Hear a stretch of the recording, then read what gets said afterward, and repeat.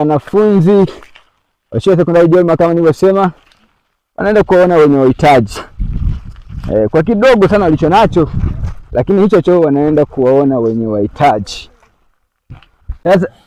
Sasa bwana babu, ndio sisi tumekuja kusalimia.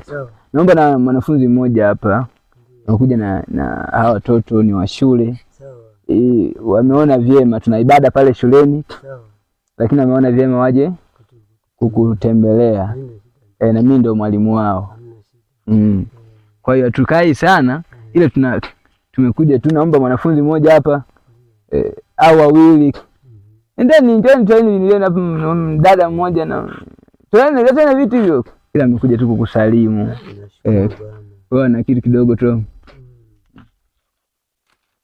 Toa tu. Toa mkabidhi bibi hapo.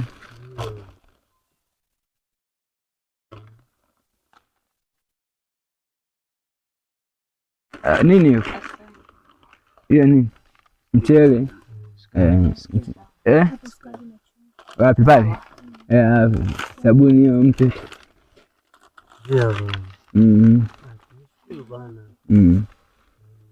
Na mchele hapa kidogo.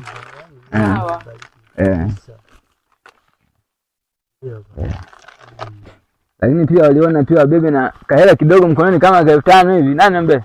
Ndio kabidhi babu hapo. Amen.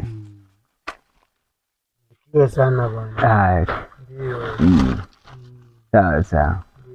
Hongera sana pia kupambana. Sana. Naona umeshalima. Ila mvua hamna. Ndio tunamuomba Mungu baba. Tunamuomba Mungu ili alamenja. Amelima huyu nani dada Eliza na mkono. Kweli? Kabisa.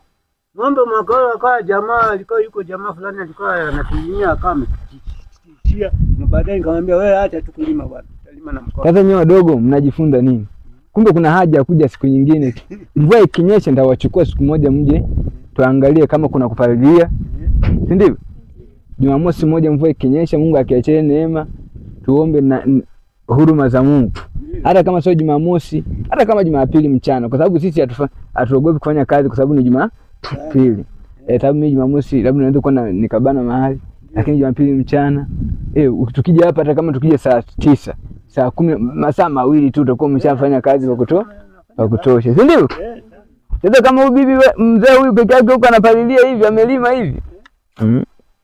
Lima ndugu yangu, usinione hivi. Lima kabisa. Muulize wewe. Mimi natokaga hapa na mkaga baada saa 10, yani saa 9. Naingia shambani. Saa 9 unaingia shambani? Ya usiku. Nalima. Yani paka saa ngapi? Paka saa 12. Nilikuwa nimeshatoka shambani. Asante. Nakaa hapa na kupumzika. Toka saa 9? Yani mimi usingizi kisha tu.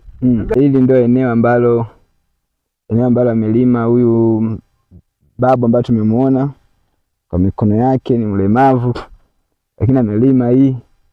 Naona miogo hii ni kwake hapa. Hii miogo yote ni yake hii.